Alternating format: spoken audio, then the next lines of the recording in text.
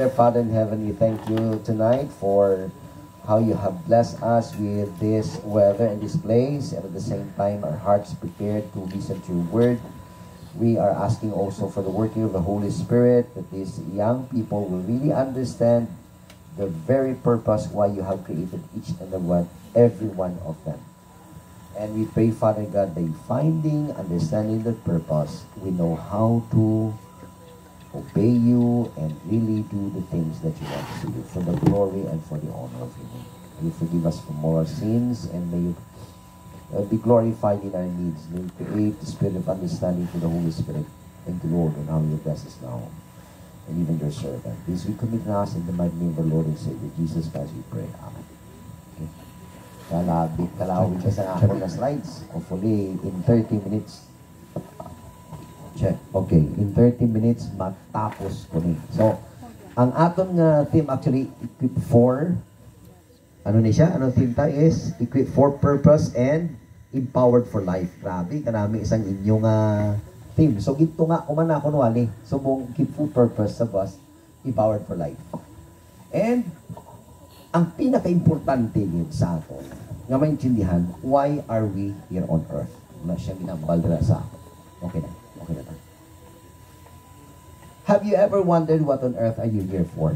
No? Namangkot man na kamo sa inyo ko galingon. Hari ko liman, ng tao ko liman. Basi may ara balaga nagahambal sa iyo ko galingon nga wala ko na mga buhi. Once you lost your sense of purpose, wala ka na gana mga buhi rin sa kalibutan. And many young people are actually desperate enough to know their purpose. Ang hindi kabalo sa kanilang purpose also are desperate enough to lose that life. That's why may mga kabataan nga as early, nag-suicide. Okay, after nila nga ma-broken, grabing kanta broken ha, pero hindi broken by God, broken by boyfriend. Tapos naman ang kalibutan sa ila. So, tandaan din ninyo, ang purpose nyo sa kabuhi, hindi para i-broken sa boyfriend ninyo, kag sa girlfriend ninyo. Kaya abi naton kung may ara kita sang boyfriend or girlfriend o kasadya na gid o mo na gid na ang life, never have we understood that there's a higher purpose na prepare ang Ginoo sa atong kabuhi. So in order for us to understand kung ano gid ba lang katuyuan nga ari diri kita sa kalibutan, balikin kita sa Dios. Di ba? So paano na natin maintindihan? So we want to discover purpose why we are here on earth. So we go to the scripture. Okay? Wala ko na butang ang reference ko sa una lang. Genesis 15. Okay. Starting from Genesis 15, butang ko na lang di kay I know hindi tanan may Bible. Tanan mo may Bible. May plus ang may Bible. Eh may Bible ni tanan wala. Na, yeah. Raise your Bible ni. Nabilin.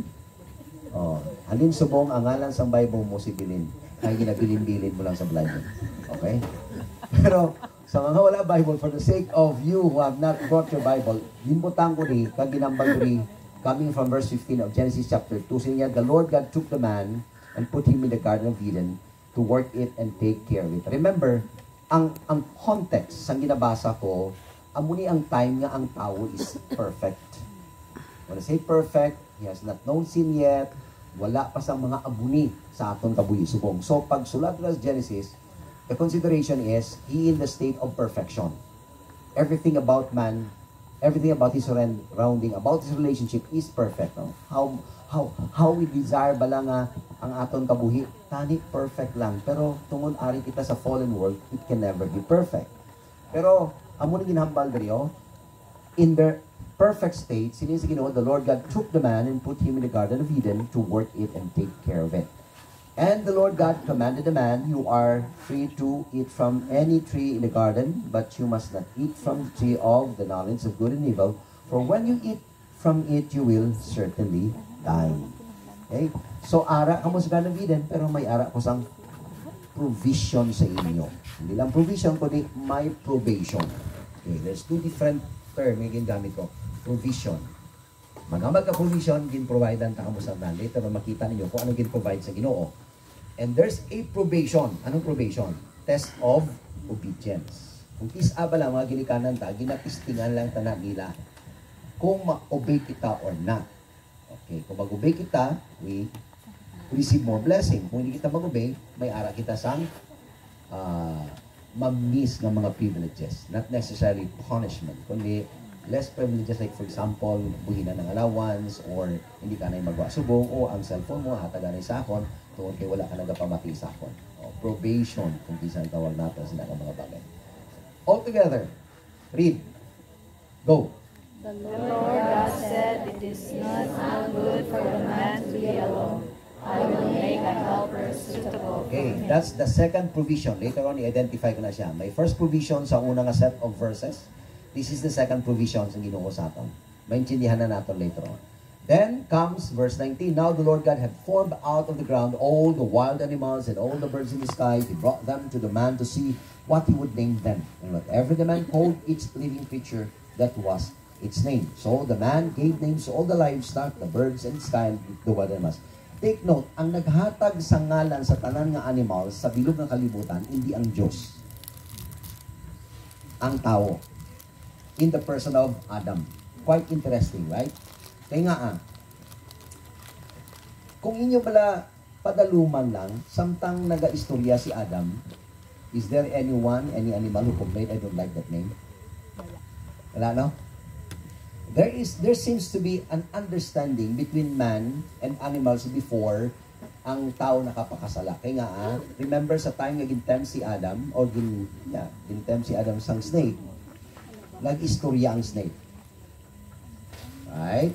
Kamu makakita mo sa snake, anong reaction nyo? Madlagan. Or masya ka mo, makibuto, manog, tapos sa mga lalaki sa lagso nyo na pamaksyon nyo. Nga akong magulang, namianin siya magpakay sang snake. Ako nga, sinundan gid nga lalaki. Was makita siya manog yan, hindi siya madlagan niya, dagano na gid para patsyon ang snake. Pero, si Eve, sa ginahambalan siya sang snake, is there any hint or clue na nakibot si Eve? Wala, no? Kundi, nagsigi sila converse na duwa. There is a dialogue between the snake and Eve. Did God said so? And then Eve answered, and then say, the snake, hindi ko pwede hambalan nga Satan, kaya wala man na-mention na may Satan dito sa Genesis chapter 3. This is the snake that tempted Eve. So, sino niya? Hindi amo nang ginhambal sa, hindi amo na iya, hindi gusto sang Diyos nga mangin kaangay kamo sa iya. Naghambal liwat ang snake, and then Eve again answered.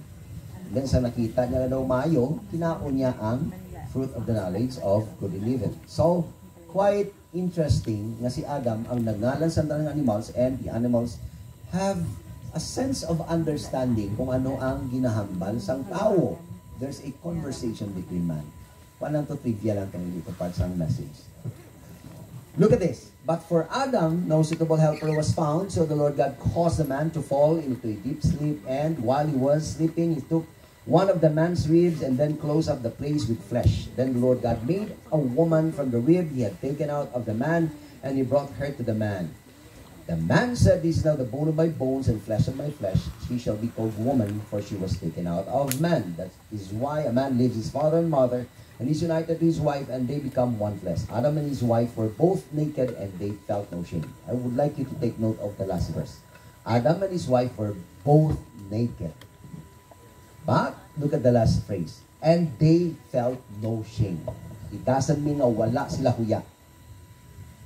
Kundi wala sila na huya. Sa isa kag isa, because of the purity of their minds. Hindi pa sila malisyoso sa sila nga time. Wala pa nagsulod na kabastusan sa ilang mga panguna-una. That's why they felt no shame. Why am I emphasizing all these terms? Later on, makita ninyo. So, God created us for relationship. Tandaan nyo gina, God created us for relationship. And there are 3 relationships na ginhambal dira sa text na ginbasa natin. The first relationship is physical relationship. God put the man into the Garden of Eden to take care of it. Kaya mo na hambal sa Ginoo. The word care there, nagalin man na siya sa root word sang word nga culture. Okay? The word take care, ang ginamit sa King James is till it. That same word, gikuha sa root word nga ang meaning is culture. Meaning, Sa kalibutan, as Adam and Eve connects with all the physicalities of this world, they will create a culture. Na magagani culture, ano na siya? It's a way of life. Like for example, dali sa Kabangkalan, ano ang kultura ninyo? Alas 8, malinong na ang Kabangkalan. Alas 9, kalabanan, tulog na ang taga-Kabangkalan. Hindi mahilig ang taga-Kabangkalan sa ginatawag na fine dining. Mangita kami diri sa Kalanaan, beyond 8 o'clock, wala na. Ang last order is 6:30. Sir, hindi na kami mabaton sa order ninyo, kay manug sarado na kami. So that's the culture of Kabangkalan. Nga ginambal ko na, we live before sa isa ka lugar nga kung sa diin, bisan alas 12 sa gabi, alauna sa aga, may magwaan ka pa, masudlan ka, anytime kag makanan ka. Diri makanan lang sa Kabangkalan 24/7, Dunkin Donut, Jollibee, and McDonald's. Sa Silay, pwede kami kagwa dira, or we can go to Bacolod, kay 15 minutes man lang ang Silay City, kag ang Bacolod City, and we know that Bacolod City is quite alive until 2 to 3 a.m. in the morning. So gapuli kami, upon na siya niya sa una, bisan bata pa na siya, tagalas 12, alauna sang aga. Kay ga, coffee pa na kami after namon magkaon, panyapon dito sa kung diin namon gusto, kaunan. So ang kultura sang Silay, palapulaw, 24/7, ang kabuhi, anytime pwede kakagwa. Though, laid back man sila pareho sa inyo, pero mas laid back kamo, magamagan laid back, medyo slow pace ang way of life sa Kabangkalan. That's your culture, that's your lifestyle. Tapos, kung i-compare ko ang Silay and Kabangkalan, tama ka formal sa mga tao sa Kabangkalan in comparison sa mga taga Silay. Maybe ang iban sa inyo, mutuhambal ni Mang Mel nga, when there is fun, there is Pastor Abi. Basi na maguhan ka mo sa ako, nadugay-dugay lang ko lango-lango sa simbahan. Pinatulong ko sa mga katigulangan ka muna sa ako. Na, I'm not trying to make them laugh. Yeah? But that's my personality. Pero may ara na may utoy-utoy kadlaw, minsan wala ko kapakadlaw. Wala mo na pang Gahana pa lang ko. Kamu na. Ay nado iniman. Wala pa sa kadlaw, nakadlaw na sila. Oh, like sa Sunday po, pastor ka sadya di sa wali mo. Ay abot na lang. Ang problema na kung kisa bala, kay sige ko pakadlaw, basi pala sa wali, ang ginahulat na lang ang pakadlaw. Hindi ang pulong sang Diyos. Tika mo mga kabataan, kami man kamo pakadlaw, hindi mga bata pa man kamo, pero sini nga gabi, I will be very, very serious. Tutuod yun na yan. Kaya nga, gusto ko maintindihan ninyo ang purpose na aging create kamo sa Ginoo. Kay at your stage, at your age, I believe may mga confusion kamo, may mga hindi kamo maintindihan sa kabuhi nyo nga nagakatabo na. Bisan lang ninyo kaugalingon, wala kamo kaintindi. So in order for you to understand who you are, what's the purpose, nga nabuhi kamo sa inyong kalibutan, balikid kamo sa una nga purpose. What I mean is, the first principle of God's creation in relationships. And the first relationship being created sa Ginoo is, of course, physical relationship. But siningon, we use all our senses. Okay? Ang aton eyes, ang aton nose, ang aton mouth, ang aton ear, ang aton skin, for God's glory. Physical strength and capability were given by God to reflect who He is. That's why we were created after God's image. And when I say we have to create a culture, what kind of culture are we about to create? The culture that reflects the image of God. So, amo ng purpose ng Ginoo. Nga hindi lang si Lance. Kundi si Lance nga nagadala sa larawan sang Diyos. Every time tulukon nyo si Lance, hindi nyo lang makita si Lance, kundi makita nyo ang larawan sang Diyos sa iya. Tuluka si Lance. May larawan sang Diyos si Lance. May araman ang Nyela. So, kung magtulong ka mo kay Nyela, hindi lang si Nyela makita nyo o si Pastor Nilo nga Nyela. Kundi si Nyela nga nagadala sa larawan sang Diyos. And every one of you, you have your own personal names, but attached to that personal names is the reality nga hindi lang sa ngalan ninyo kamo ma-identify, kundi tungod kamo ang kada isa sa inyo nagadala sa larawan sang Diyos. We're not number one, we're number one, not two, not three, not four. Hindi ba, AJ? We are created in the image of God. Nga ginahambal ko na, because young as you are, nakaagi man ko sina, there are times that we feel so unacceptable. We feel so ugly. That's why we try our best na magawa kita sa balay nato ang nami itsura ta. Kaya nga, once magkadto kita sa eskwelahan, kag masuyaan ang itsura ta, gaano ta, galalain ta na. O mamunuhan natin bayo, wala nga mo na bayo. Mapulit ko niya, isang ko niya. Kaya nga, lain ang ila pagtanaw sa akong bayo. So, we want to be unique, but at the same time, we want to be like them. That's the irony of it, di ba? O, pamangguton na ka mo, gusto mong unique? Yes, gusto ko maging unique, hindi gusto maging pareho sa iban. Pero kung mamayo ka mo, pare-pareho lang bayo nyo. Quite ironic, di ba? Gusto ko maging laing yuya, maging different yuya. Pero pag gusto ko sa klase, pare-pareho man lang ka mo itsura. Kung anong uso, ginahimo mo man. Ginabakal mo man. Ginasuloob mo man. Funny, right? Naintindihan ko lang na sa nagtigulang na ko. Pero sa bata ko, wala akong nakaintindi. Nabi ko, unique ko. Pero magsulod ko sa klase, like sa una, sa amon panahon, uso ang bagets. Oh. Sino pa nakaintindi sa bagets sa inyo? Wala na? Tapos, uso sa amon nga time ang gel. Sa amon na nga time na uso ang gel, kag ang ginatawag na barber's cut, ang mga undercut, sulit-sulit na lang na. Pero sa amon din nga time na uso inang undercut, nga laba, diri, pero pag amo mo na lipot-lipot, di ba? Tapos ang iban, ginapungos pa na sa ako ng mga classmate, kita ako maging short hair and then long hair. And then, ako pala gel sa una, kay idol ko sa una, si Aga Mulak. Yeah. Tapos, amo-amo ko man ako nung akon nga sa una. Di one time na init-init, ginang ako nga classmate, sa amo-amo, kung malawalawan, amo-amo yan ako. Kung kanaming manumbag, kanaming namin, isang gel ko, ginamo-amo, gina, magtiko-tiko, tapos amuhon mo lang na. So, we want to be unique, pero ginasunod namon tanan nga, dumduman ko na ang gel ginagamit namon, Michael ang ngalan. Michael gel. Sa time na mo na uso nga ang imo nilargo, itom, pero ang imo medyas puti. Kay si Michael Jackson. Yeah, sa time na namon si Michael Jackson na nagpauso sila, kag putyong ang ilargo. Dini ka mo sa putyong? Oh. Na, si Michael Jackson na tanan. So I want to be unique, but at the same time, I do what other people or young people are doing. Kaya nga, we want to be accepted. Diin naghalin na ang feeling nga para daw hindi ko accepted man. So I try my best nga maging accepted ko. Later on, maintindihan ninyo. So physical relationship, ang unang giving sa Ginoo. And then kaya gina, about it is not good for man to be alone.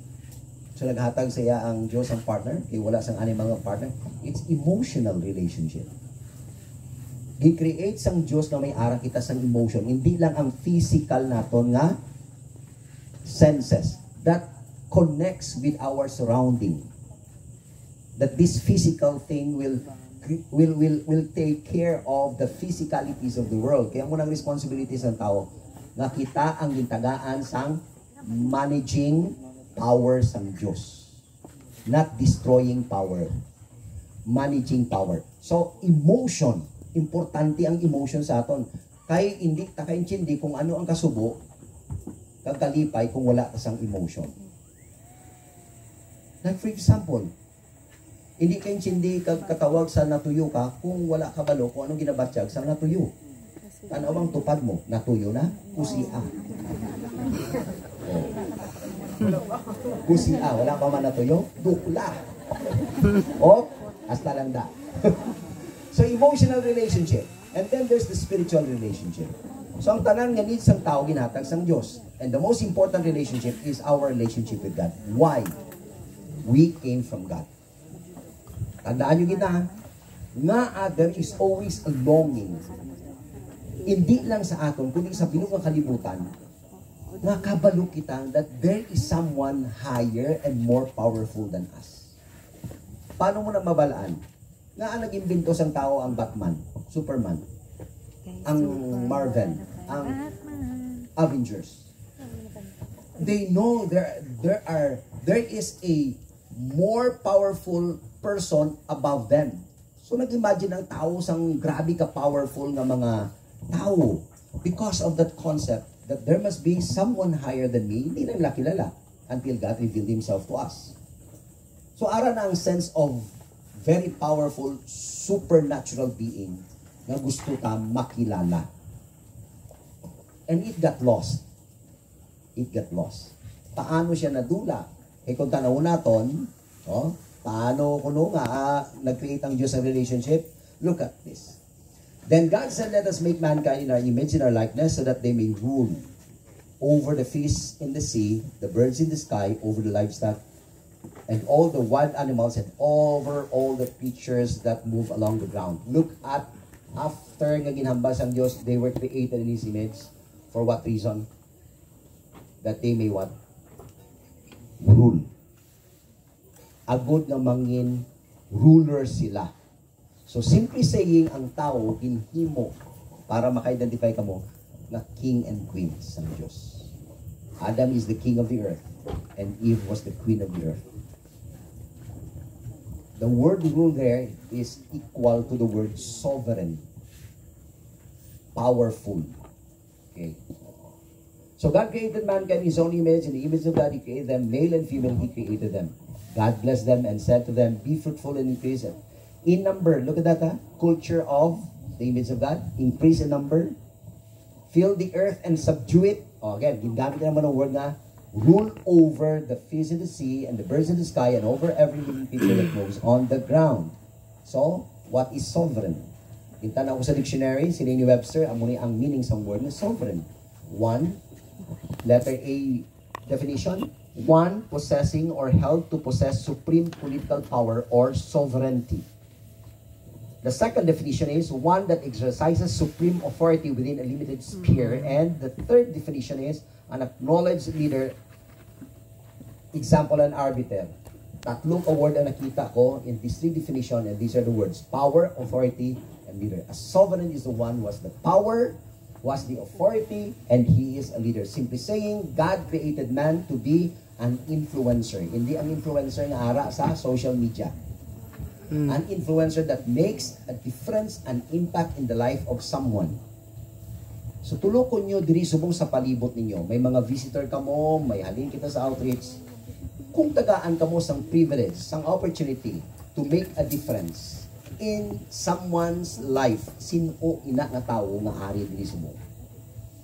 So kung wala diri subong, you have someone in your heart, in your mind, that you want, that you really desire to make a difference and impact in the life of that person, sino ina nga tao?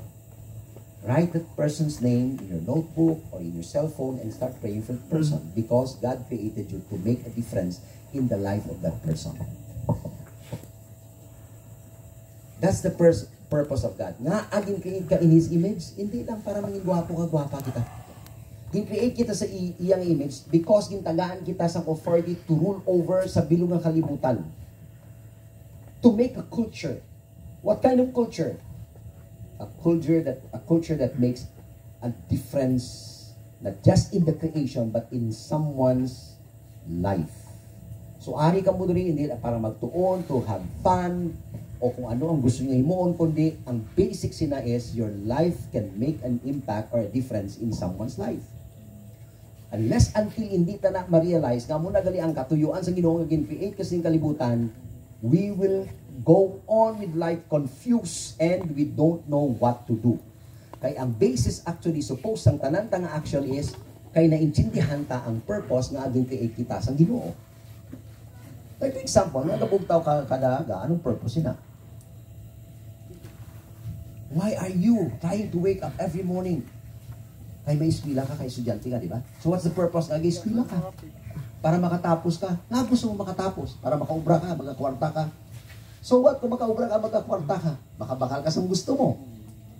Hindi ka na magsalig sa ginikanan mo. O let's say, hindi ka na magsalig sa ginikanan mo. May balay ka na, may salakyan ka na, may house and lot and everything that you want, ara na. Then what? What's the purpose of that? Have you ever thought about that? What's the purpose of having success in life? Nga gusto maging successful. What's the purpose of that? Unless until hindi nyo makita ang katuyuan sining tanan nga ginahimo ta, useless tanan ang ginahimo nyo. Kaya nga, you might be doing something that is out of line and not according to God's purpose. See? You're just doing things, pero hindi gali iya kabubuton sang Diyos. Hindi gali iya nga makahimo sang difference or impact sa kabuhi sang isa ka tao. So balik kita. Without all these riches, without all these material things, can you still make an impact? Yes. Hindi mo kinahanglan sang degree sa college to make a difference in someone's life. Kinahanglan niya sang certificate, kinahanglan niya sang diploma para mangin difference maker ka? No. All you need is a life that follows God, knows the purpose of God in your life. Kung nakaintindi ka na sa natuyan sa ginuusi mo, you don't need anything but God alone and just follow His purpose in life. So ining success, ining kwarta, and everything ara sa aton, accessories lang ni siya. Maghambal ka gani accessories, they are not the main thing in our life. They can help us make a difference and make an impact. But even without them, okay lang. Si Adan gani isang kag-iba, gauba. Gets nyo? Gauba sila pero they can make a difference. Sa mula pa sila nakasala, hindi kinahanglan sang bayo para makakreate sang culture sa Ginoo. Imagine people walking in this world without clothes. Kamu na imagine nyo na, gakam ka muna, gadagan-lagan ka mo, wala ka mo sang bayo. Sadya, no? Kaya hindi naman kinahanglan sang bayo. Kay pure man ang inyong mga mind. Kinala mo sang bayo kung pure yung mga mind. Wala ka sang may maintindihan nga sala sang ginahimo ninyo kay pure imperfection. Anong ginamin ko dali? In imperfection, you don't need anything at all. When I say you don't need anything at all, you don't need this so-called focus ng kalibutan ng material things just to fulfill the purpose of God. Ang mga ipakita sa Diyos rin. Kaya nga, sangin ko man sa Diyos si Adam, may bayo na to sa? May balay to siya? May salakyan siya? Wala, di ba? Gauba si Adan sa ginambalan sa Diyos. Magmuad ka, ha? Magpadamo ka sang kaangay sa imo, ha? Mag-create ka sang kultura nga pareho sa imo, Adan. In His perfection, without nothing in His hand. So, hindi ka magabal, hindi ko bimanggaranon. Igano lang kami, muna sila lang maka-impluensya. Nga, ang pagkamanggaranon lang ang maka-impluensya. Your life itself, gusto ibalik sa Ginoo, your life itself is the most powerful influence there could ever be. Whether may riches ka o wala. So young people, I know you desire material things, but you don't even need those material things to make a difference. Be who you are as God intended you to be. The one who reflects His image. But the problem is, man disobey God. Ano importante nga maintindihan mo nga nag-disobey ang tao? Tungod kay sang nag-disobey sila, ginhukman sila sang Diyos. Sang ginhukman sila sang Diyos, ari na ni. Hindi bala sang time nga naintindihan nilang gauba sila? Anong una lang ginimo? Nanago, nagkuha sang inugtabon sa ilang nga nakedness because they were ashamed. Ang una nga nabatyagan sang tao sang namuklat ang iya mata nahuya. Amo na ang kisa maten ka sa camp. Sino nga tutuman? Ay, hindi kayo mag-attend. Nahuya ko. So, ang first hindrance para maging effective ka is nahuya ka. Pero gin-create ina nga balatyagon sang pag-disobey ni Adam and Eve. So, rumot siningon sini. Ginagamit sang yawa o even nato mismo bisan walang yawa ang kahuya para maging ineffective kita. Namian ko kayo nag-chan-chan ka mo dali na daw mga wala huya gid ka mo. That is good kaya nga when you forget about you, your kahuyanan, you become more effective. Di ba kanami tanawon? Bisan si third lang tong grabe ang singgit-singgit. Wala ko ya paki. Ginakadlawan niyo siya, pero go on. Wala siya nahuya. Kaya ko nahuya siya, tunga-tunga. Nahuya ko. Sakto konta na lang ni. Maamo na nasa. Kaya nahuya siya, gulpi. Oh, kamo nga mga leader, nga agin nimo kamo nga leader, kay mga wala huya gid kamo ya. Kaya hindi kinahanglan sang leader nga huya-huya. Di ba lang ginapili ng mga wala huya gid? Which is good. When I say wala huya, in a good sense. Hindi yung wala huya nga wala, naging huya nga kadamak-damang, naging bala. Hindi amuna ya. Ang ginamin ko wala huya, confident siya sa ginahimo niya. Kay kabalo siya sa ginahimo niya. That's why wala siya na huya. Ang isa ka tawo nga nahadlok na huya, kay hindi siya kabalo actually kung anong himuon niya. That's why nahuya siya.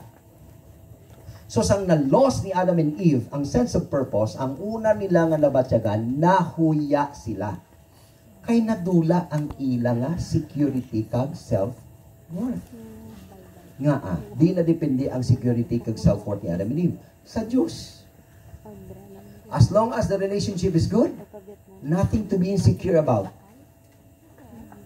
Pero sang na-destroy, ang na-break ang relationship, everything has become so insecure. And we feel that we have no value at all. So, anong ginihimuta? Balik kita sa peer pressure. I must do something or perform good in order for me to be accepted. Number one, gina nga rule natin, usually, sa mga tao na insecure. Kinahanglan maghimo ito sang tsakto. Kaya kung maghimo ko sang tsakto, damo ang manamian sa akon. So, anong ginihimuta? We aim for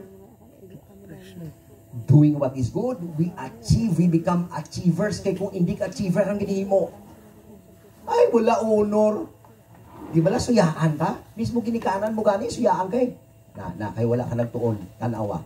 Wala ka honor? Nga, ang worth mo bala, tungod kay may honor ka, wala. Ara bala sa honor mo ang worth mo? Sa amon balay, may ara dira sang wall, nga puno sang, anong tawag sila? Frames. Kada frame, may ngalan. Halin kay Rosabel Gabinera, pakatuway Abraham Gabinera, ay wala pa man na tao itong ako nga mangod na si John Hope Gabinera. Anong unod sang frame? Medalya kag ribbon. Puno anay na yan. Di ako nga manghod sa tanan, kaka-pressure ko, grabe nga mga medalya, grabe nga mga ribbon. Sa ulihi, bantayan ko, hindi magaling importante nga may medalya ka para makaubra ka. May ara gani nga mangumango. Uy, nami, pang-ubra sa amon nga mga nag-honor. Pag-reunion namon after 40 years, siya pang nag-speech. Pag-speech siya, hindi gibagwantang, lugang ko daw ginakulikot niyo. I honor you, my classmate. Kung I honor you, my classmate, sino nga agad pa-speech yun na? Sining sa amon, Presidente, naku ang iyang kontribusyon. Hindi na ubra na. Konsultan na sa Dubai, Subong.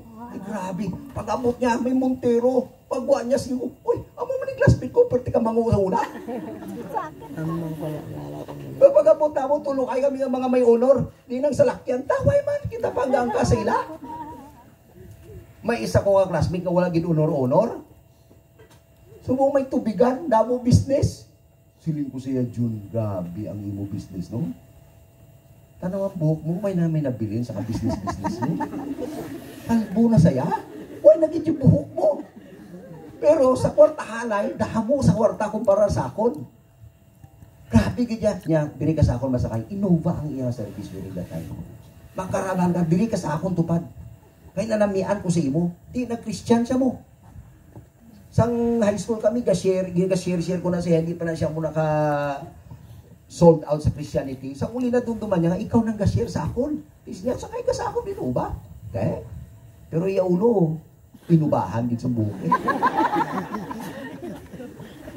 Pero damo sa kwarta. Sining ko sa ako mga classmate, kami nga barkadaya may honor mo. Tingko grabe, di na mga salakyan. Kaman, kita daw kita patanan ng pigado. Tutuod ang best friend ko, he died on the 50th year of his life. 3 years ago, napatay siya. Kita nyo? Pero ka, may ara ko classmate, hakot award gidya. Tanang nga medalya ara siya. Ako isa lang subject gani ang best ko. Ako ang number 3 sa klase. Pero isa lang ka subject ang best ko. Siya halos na lang nga subject may ara. Pati amon sa lutatorian nga best friend ko, 3 na kami permi ang sinundanay. Yung tanaw ko, live sa subong. Kabalo ka nung obra. Hindi ni suya ha. Pero nga-expect ka ba lang nga grabe hakot award. Wala ka graduate college. Ang obra niya, pang-arrange ng balloon. Di na live ya pa. Tapos, the shorts, the kutsan. Tapos, the t-shirt. Yung t-shirt na pala nga gunting-gunting di ho. Tapos, grabe mag-smoy. Smoke. Wala nga mo nga hakot award person amo ning ubraya. Galay-galay pa na. Proud na proud siya. Nga arrange ang balloon. Grabe no? You won't expect abi mo mangin successful ni sila kay mga alam. Pero natabo, wala. So anong ginahambal dira? Idasan min nga grabe nga hakot anay sa medalya mangin successful ka. Depende na sa choices mo later on in life.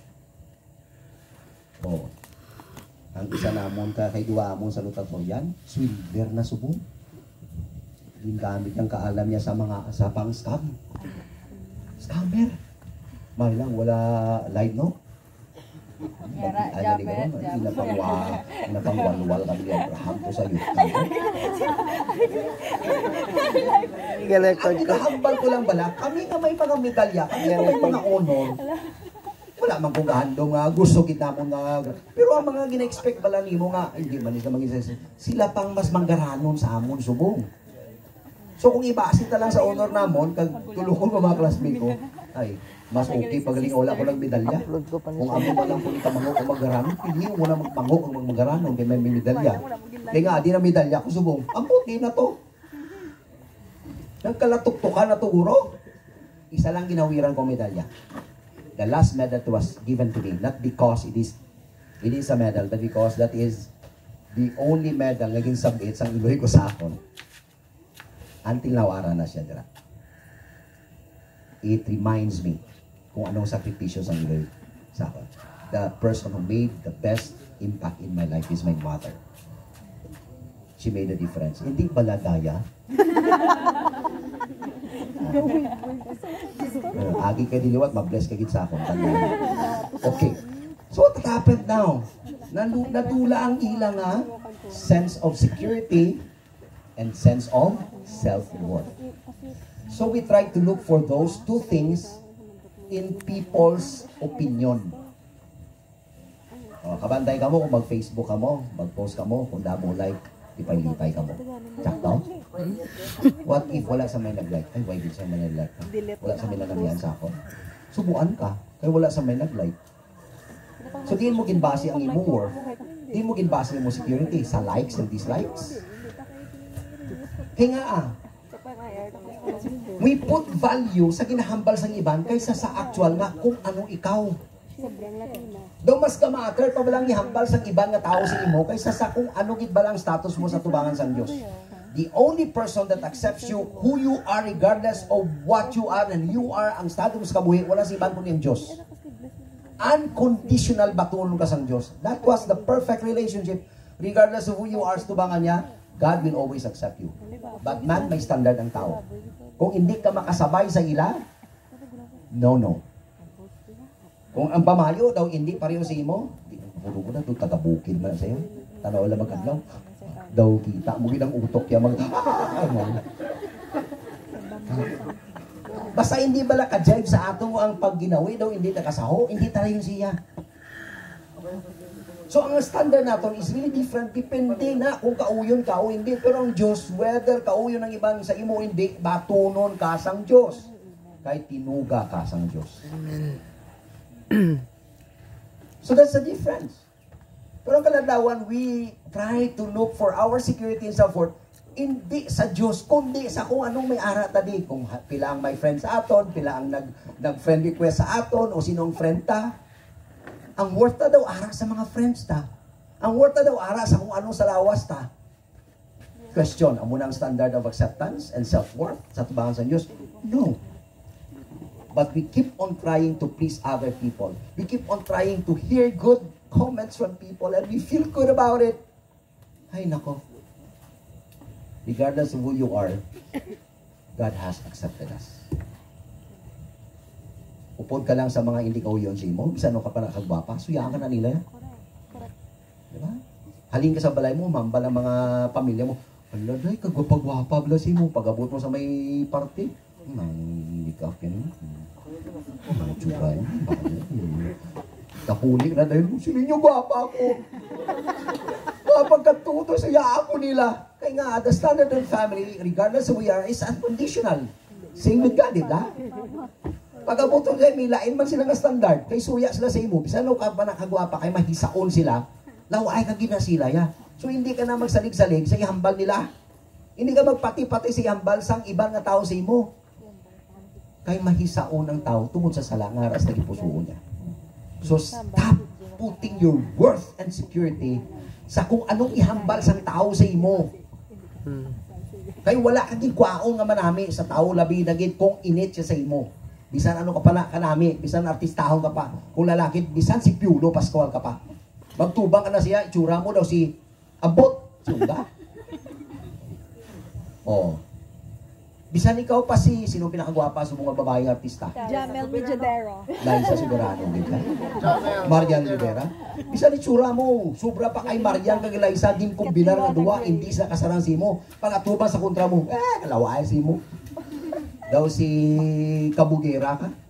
Sino ngalan sila? Maymay. Maymay Intrata. Gwapo lang ito. Gwapa si Maymay? Dalawa yan sa kay Sino Maymay. daw? Gwapo lang. Ha? Si Pukwang. Si Pukwang mo. Ay, imagine, itsura mo na si Marian kag si Liza. Pag-abot mo sa mga friends na init si mo, ay, si Pukwang hari na ho. Ay, mapahati ka man. Mapahati ka man nga si Pukwang kagit. Nakabalo ka nga, gwapa ka. Tungkol kay ginambal lang nila nga daw si Pukwang, pati-pati ka man dayon. That's who we are. We believe what man's opinion more than God's opinion towards us. We lost the sense of security and self-worth. So, kay hindi kaya sang tao kubiran ang iyang nakedness, maging patay ang Diyos to cover the shame and nakedness of Adam, an animal. Kita nyo, may bayot na sila. They try to cover their nakedness. Temporary. Dahon. Malaya. Pero, ang Diyos na gambal, I am the only one that can cover your nakedness permanently. Ay, ako nag-create sa inyo. So, don't cover your life with people's opinion, good performance. Di ba? Ginakubiran tang aton kabuhi isang opinion sang iban mo. Ginakubiran tang aton kabuhi nga dapat ma-perform gid ko well para mangin acceptable ko sa iban. Those are temporary things. They will never give you security and self-worth. Ang ginhimo sang Diyos ang matinir. Ano ginhimo sang Diyos? Later on, makita nyo na. So, that loss of security and self-worth, separate ka mo sa akon. We lost self-worth and security kay na-separate ka sa Diyos. Tandaan nyo gina. So any man who is lost, when I say he's lost, separated from God, will always seek for security and self-worth sa iban nga mga bagay. Basically, sa kung ano ang pwede makasatisfy sa tao sa kalibutan. Ang iban power, ang iban money, ang iban relationship. Amo lang iban nga mga politiko, gusugid mangin politiko, kay may power mo. Gusugid magdaog, may power. May kwarta. Ang iban, para sa ila, ang kwarta makahatag sa security sila. No. Not the position, not the power. Not even popularity. Ang iban, gusto maging popular. Kaya nga, kung popular ka, kilala ka sila. Kilala. Namian kita nung, ginatamyaw-tamyaw ta. Labi naging ko maglakat. Hello. Tapos mabalin mo. Grabe ka mo, kinikilala. Ako pa. Do feel din natin kung damo kita kilala o makakilala sa aton. So what if sa langit? Kung mapalangit sila, makilala ka nila ho? O, kung mapalangit sila. Hindi sa langit, hindi ba kilala ho to Diyos? Nalipat kita? Habi natin ang pagka-popular natin, ang muna makahatag sa namin, kabalat siya, temporary. na-elevate sang popularity mo, ang worth mo, ang security mo, wala. You're still the same as you are. Namiala na sa mo, as long as you're popular. Tama ba mga artista kay Kaluoy? Kilala lang kung popular. Kung hindi na, kilala nyo si Nura-Unuraw. Oh, blank face. Blank face.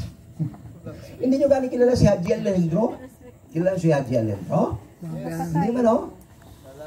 Kay ganda ng ating musika, kay ganda ng ating musika. Amo lang kanta ni Haji Alejandro.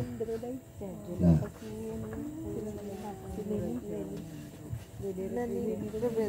Kilala niyo si Pilita Corrales? Mas hindi. Mahal kita, kapantay ay langit. You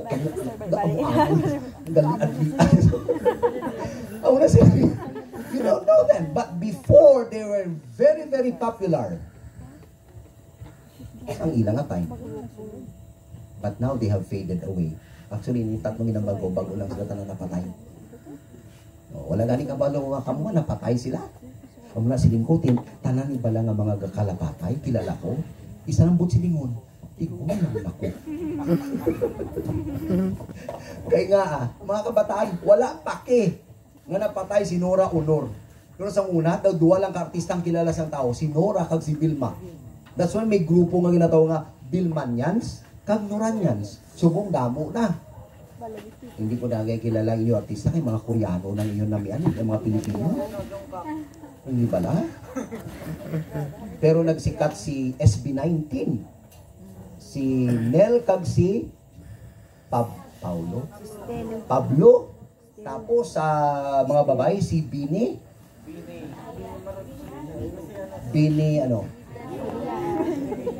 pero saan dito? Andro ina ya. Bini ano ngalan sa mga Bini? Bini? Jamel? Oh, may Bini Jamel? Bini Jamel, where are you? Wow. Hi. Hindi ko man gani kilala. You see the gap, the generational gap. Kung popularity lang ang istoryahan. Wala. Paki sa popular sa inyo. Paki ko yan, popular sa ako na kayo. Ray Valera, sir. Ray Valera. Hindi na po na magkanta sila. Sinasamba kita. Why not? Yeah. So anong ginamin ko? If you rely on your popularity as standard of your self-worth and security, you are wrong. So anything you find in this world, a standard of your self-worth and security, wala ginaya. Hindi ginaya. So, halin nga na-separate ang tao sa Diyos, amo na ni ang itsura ya. Hindi talang mabatyagan. Because we are all spiritually dead before God. But actually, we're carrying a load of sin in our life. And we struggle to remove that sin by covering up kung anong himuon ta. But the only solution to that sin is the Lord Jesus Christ. Nga aging balik kay Jesus Christ. Ano gani ang nadula sa aton? Ang affected, ang relationship. As the image, look at us. Ano ang affected? The image of God. Kabalo ka mo nung ginredeem ni Jesus Christ, hindi lang ang relationship, kundi ang image ng Diyos sa aton. Ginredeem niya na. When I say redeem, ginbayran niya so that ang worth mo mabalik sa perfection. Pero subong, ang perfection hindi madepende sa performance mo. Hindi madepende sa kung anong ara sa imo. Hindi madepende sa kung ano ang abi naton amuni ang mangin acceptable sa Diyos. Madepende na subong sa perfect sacrifice ni Jesus Christ. That's why everyone who received the Lord Jesus Christ ang may Christ diri sa ilati pusong sa ilati kabuhi. Every time mo magtulog ang Ginoo, hindi ang aton failures, hindi ang aton sin ang ginatulog sa Diyos. The perfection of the sacrifice of the Lord Jesus Christ, that we stand as redeemed image of God. Nga ang redeemed image of God because of Christ. Nga, sang unredeemed kita, amo nang itsura ta. Damo kita sang anxiety, we feel like we're failures, We hate people, we envy people, we don't have any peace of mind, we are always depressed. Ang mga kabataan sumong, gamay-gamay mo lang hambal, kasi ma-depress, kabantay ka mo. Gamay-gamay lang na hindi namin mabatian sa parents, sa mga friends. Ay, depressed ko ah. Amo ginabal. Kung nga na-depress ka, sinindi sa nga ako nga boyfriend, kalawa isang kuku. Depressed ka din. Kuku lang ang ginambal sa mo. I'm exaggerating, you know? Gamay lang di mga makomentaran kita, dayon na ayon kasunggod. That's the effect and result of sin. We don't want to hear negative things, right, about us. That's the effect of sin. Hindi natin mabaton kung ano kita actually in reality. So muna, galibog na dahil ng imo, may anxiety ka na, may mga anxiety at grabe, may yung people kami dito sa Silay. Pilang edad niya sa gina-anxiety attack sa 16, 17? 18? Gina-anxiety attack? Ambot, basi may gina-anxiety. Bata pa mo nga may anxiety attack na kamuaw? Anong mga problema nyo man? Bugat pa na sa mga problema namon? Wala ko galing nga problema sa bata ko. Siya nang problema sa akon. Do you have greater burdens than us, parents? Nga gina-anxiety attack na kamo. Nga ka depressed na kamo. How many times nga may mga cases kung mabatian, may nag-suicide nga estudyante, third year high school, kay ginbreakan sang nobyo. Ay, grabe. Nabigti. Gina-imagine ko lang pala nga may hikot sa diyo ko. Ginangiluhan ako ya. Sa kadamo sang piliyon nga kamatayon, ibigti bugin ang mamuamo ka to. Gina-imagine ko pala, nanindo na balahibo ko mo, pero mga kabataan daw kahapos ng sang kapuhi. Daw kahapos ng bala mag-disrespect sa life na ginhatag sang ginuuso ko. Why? You know why? Very shallow ang atong sense of purpose. Very shallow ang pag-intindita sa worth ta. Kag we don't have any security. And in order nga ma-restore inang security, self-worth, and ang atong relationship, is the Lord Jesus Christ who can break all those negativity sa kabuhi. Only Jesus can break the bands of sin and what we feel negatively sa kabuhi.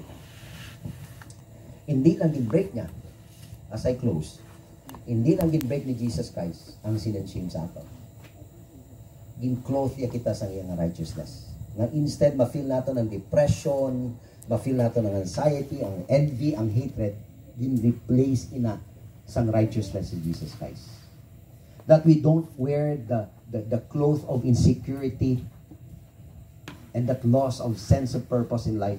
Because of the Lord Jesus Christ, we find our purpose. Now, ang hatred nangin love. Ang anxiety nangin peace. And all the negativities kabuhitan, gin-break in that Jesus Christ so that we will be clothed with His righteousness. 2 Corinthians 5:21. God made Him sin, to be sin, who has no sin, because of us. And God has given us the righteousness of Christ so that we can clothe His righteousness.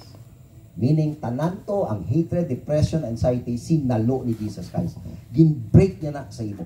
Kung may Jesus Christ ka, kung ginbaton mo si Jesus Christ. Pero kung wala ka, nagbaton kay Jesus Christ, makontinue ang anxiety, depression, and everything. The man who does not, a young person, a young people like you, wala relationship kay Jesus Christ, will continue to be depressed. Will continue to feel the anxiety. Will continue to seek the opinion of other people in order lang, ang mabatya nila, may worth pa sila sa kabuhi. Pero once makabati sa negative things, kakadula ang worth nila. May pulos pa ko di, nga ginhambal niya kalaway sa akon. Nga ginhambal niya kabaho sa akon. Pirmi mapugapaligo. Nga ginhambal niya nga hindi ko namin na tao. Makabuot man sa akon. We keep on relying on what other people will say because we don't have a relationship with the Lord Jesus Christ. But if you have the Lord Jesus Christ, ang unang gin-break sa aton is that loss of sense of security and self-worth. Ginbalik niya ang worth ka. Siya lang ang ato na security. That every time God looks at us, it is not a look of condemnation, but it is now the look of compassion, and He has given us love, joy, peace, faith, kindness, gentleness, goodness, self-control, and all the rest of the fruit of the Spirit. Question: have you received the Lord Jesus Christ as your Lord and personal Savior? Yes. Kung wala si Jesus Christ sa imo, young people, you will continue to feel that loss of sense of security and self-worth.